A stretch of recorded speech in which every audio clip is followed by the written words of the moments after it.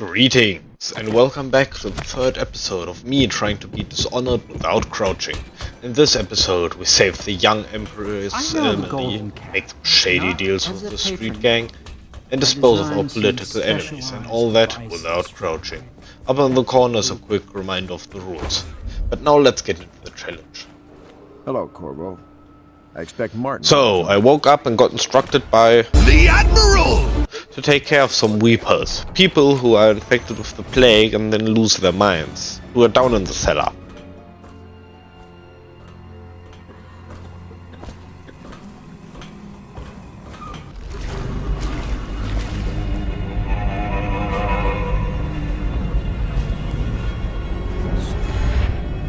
Seeing as I had already pacified far more enemies at once before, I effortlessly defeated them.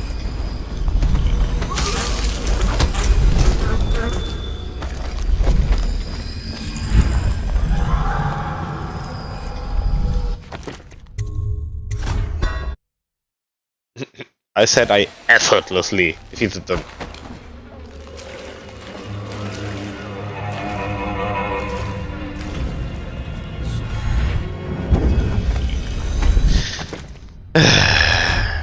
Am I really this bad?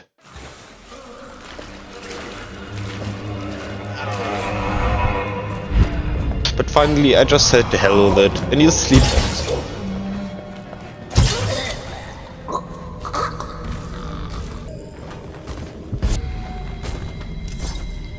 Then the Admiral and Martin, who had finally arrived, informed me that they had discovered the location of Emily. She was with two trusted allies of the Lord Regent and currently resides in the Golden Cat, a bathhouse. You need ammunition or weaponry? Would you like me to craft something for you? I quickly did my weekend shopping at Piero, where I resupplied in sleep balls and upgraded my crossbow range.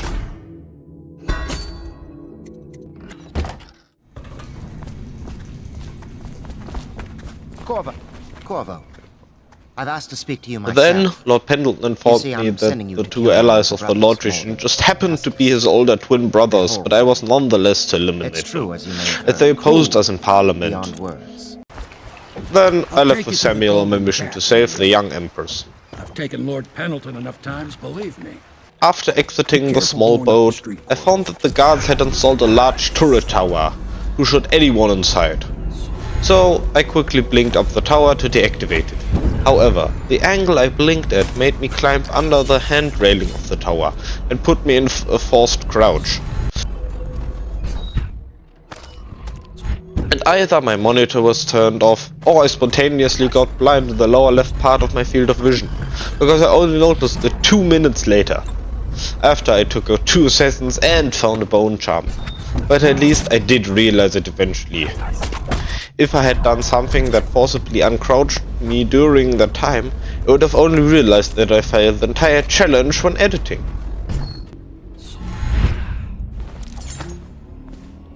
So, I reloaded before I deactivated the turret tower, found a way to blink on top of it without getting crouched, and deactivated the turret.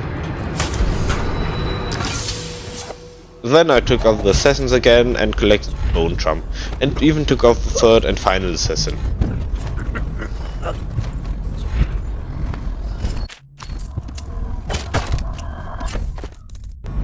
After that, I went to pay the Bottle Street gang a visit, who apparently wanted something from me. We got a message for you from Slackjaw. He wants to talk at the distillery.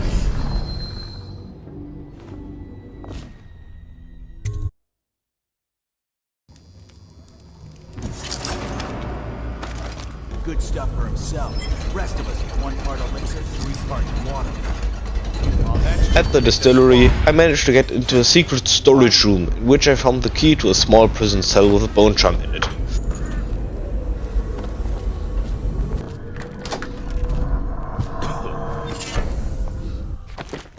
Next, I looted a bit more of the distillery, and then talked to the leader of the Bottle Street gang, Slackjaw. My men were right.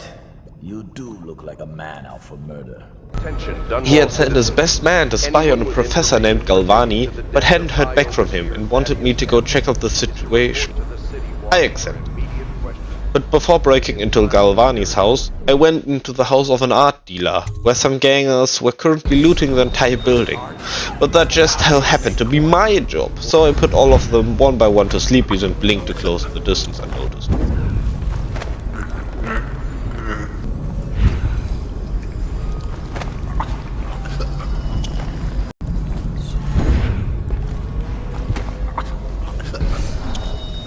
Then I went checking in on Galvani's house.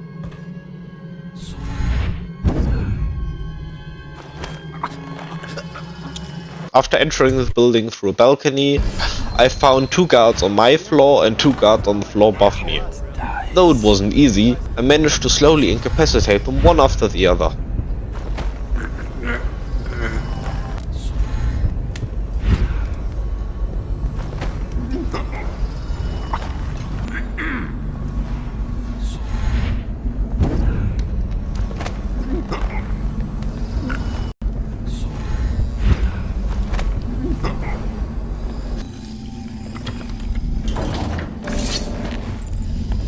On the top floor I found 2 things.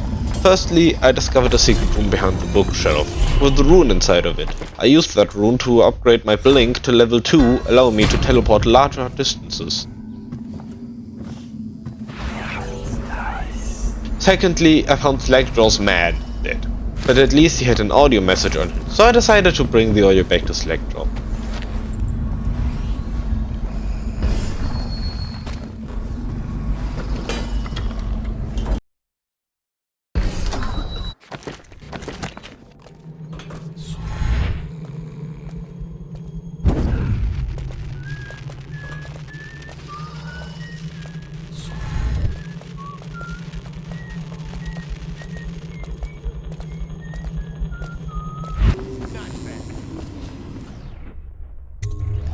What's this?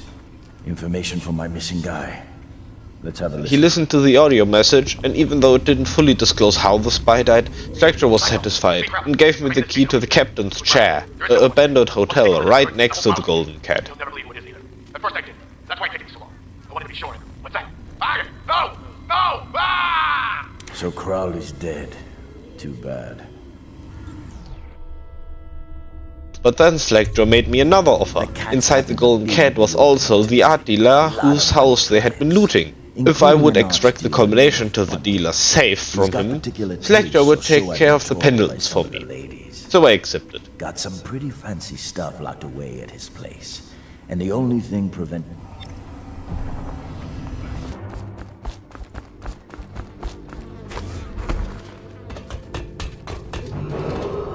Attention Dunwall citizens. A mandatory whale oil ration is now in effect. Non-compliant. So, I made my way to the Golden Cat, going the exact same route through the back street as I had in the previous mission.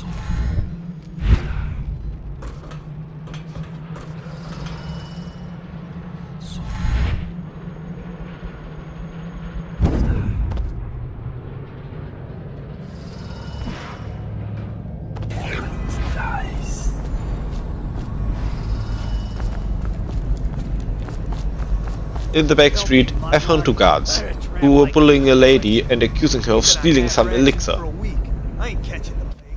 Hand it over. Heroically, I jump into action to save her. I hipfire a sleepbolt at the first guard and then... Ah!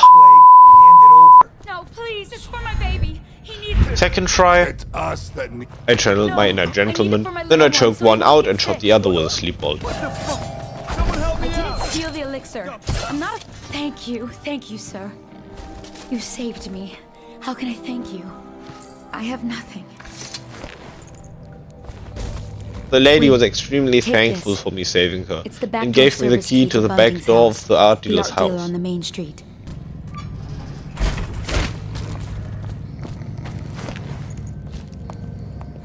Uh-oh. Onwards I went to the captain's chair.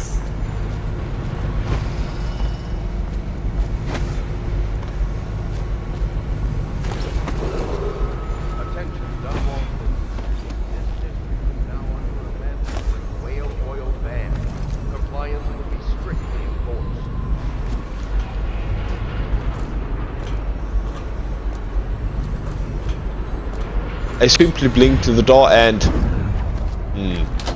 Seems that small roofing above the door is pretty low. So I loaded the last save and tried again. And of course I learned from my mistakes, so... no problem.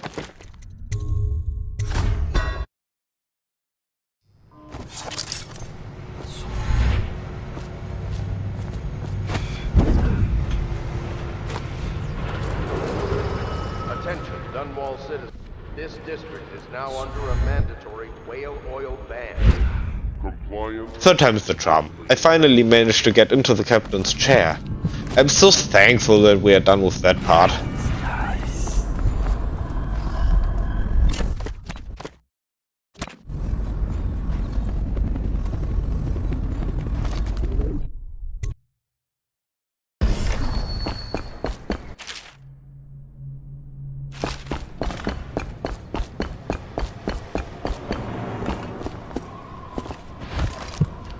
Over at the Golden Cat, the first thing I did was collect a rune, just waiting for me in a small abandoned building. But next began the without doubt most difficult part of the challenge thus far, besides entering a goddamn hotel. Entering the Golden Cat. A guard stationed in front of most, if not all entrances, tight corridors filled with multiple armed guards and even more bathhouse personnel, who will alert the guards as soon as they even hear me. But the worst part, an incredibly low ceiling and only small window frames for me to navigate, or to say it more directly, for me to accidentally crouch under. At first, I blinked onto a small walkway next to the windows and even found a good entrance point. However, I didn't fit through without crouching, but I was in luck. By standing just right outside of the window, I could just barely manage to blink onto a lamp without getting Down in the basement. okay, seems like passing through the Golden Cat will be easier than I thought. Why did I even open my mouth? Anyways, second attempt and I managed to get onto the small indoor roof. Over there is the door to the Artdealer. Now, I just need to not sneak over there. Get it? Because I'm not allowed to sneak and... ah, damn it! How did that guy even see me? Second try, and it goes smooth. Finally. Now I extract the code to the safe from the dealer. Oh, that's good.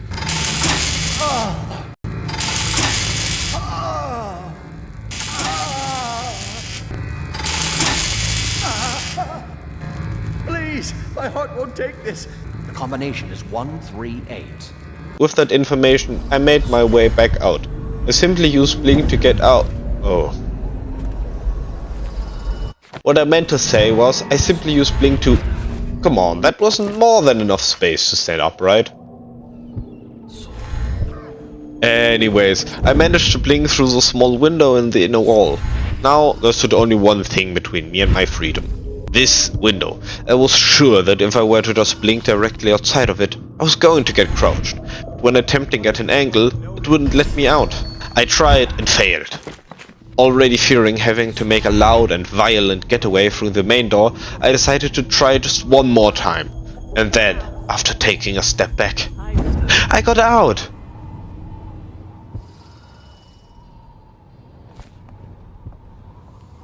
Happy to be free once more, I went back to Slackjaw, just backtracking the way I came.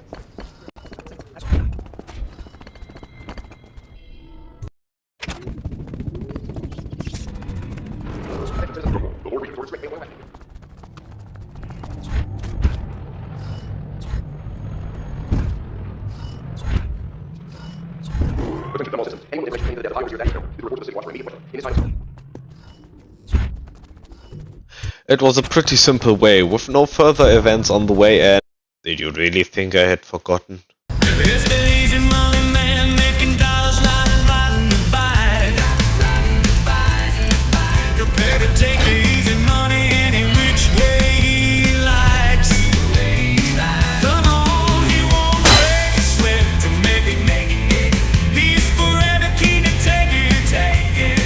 After collecting a valuable painting, a room, an invitation to some party, and more, I went to Slackjaw and told him the combination. He then explained what he planned to do with the Pendletons. He was going to kidnap them, shave their heads, cut out their tongues, and put them to work in their own slave mines. I am sure that this is some sort of metaphor for modern day capitalism, but I don't care, as I have an Empress to save. Now, the only thing left to do was to save young Emily.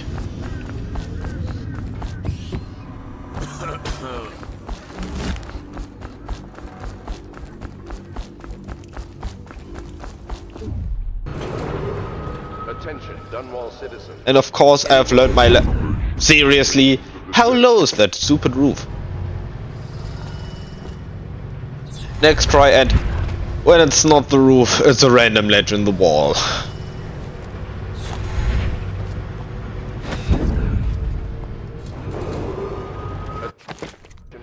But finally I get through. May I never see this place ever again.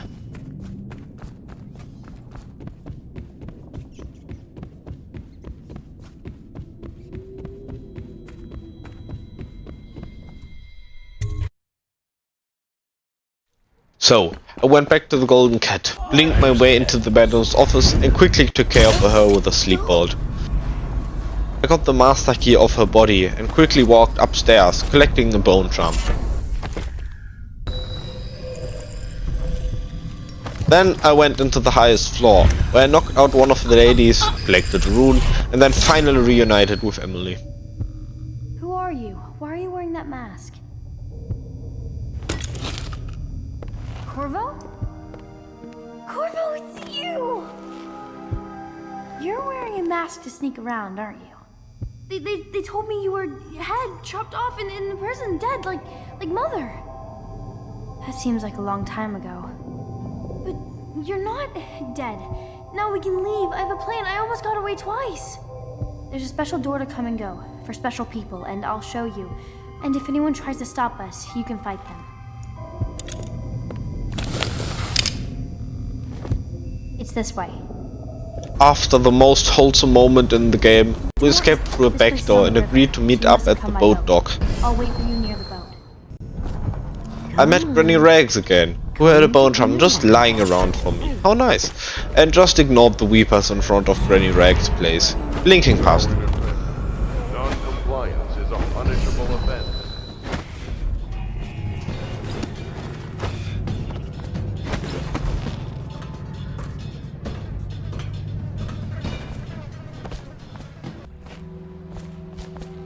Are you both ready With to go? no further problems, I made it back to Samuel, where Emily was waiting for me, and we three left in Samuel's boat, finishing the mission without killing anyone.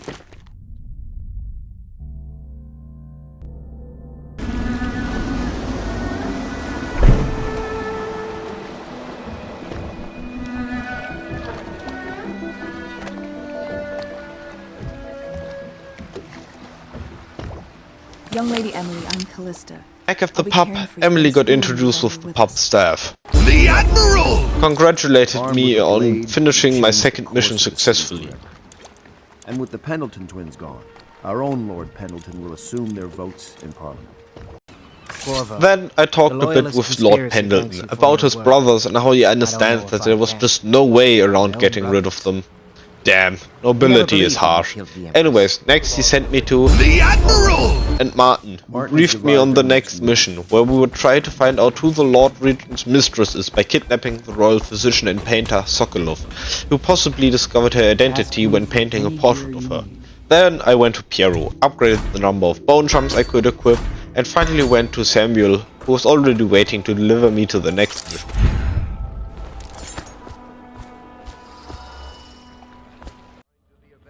And thus, the third episode of this challenge is over. This one definitely was a difficulty ramp up from the previous episodes, and was also a lot longer than the previous ones, almost 2 hours of raw footage.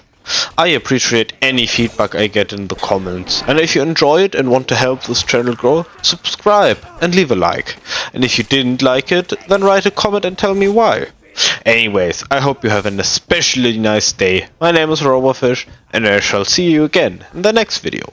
Bye!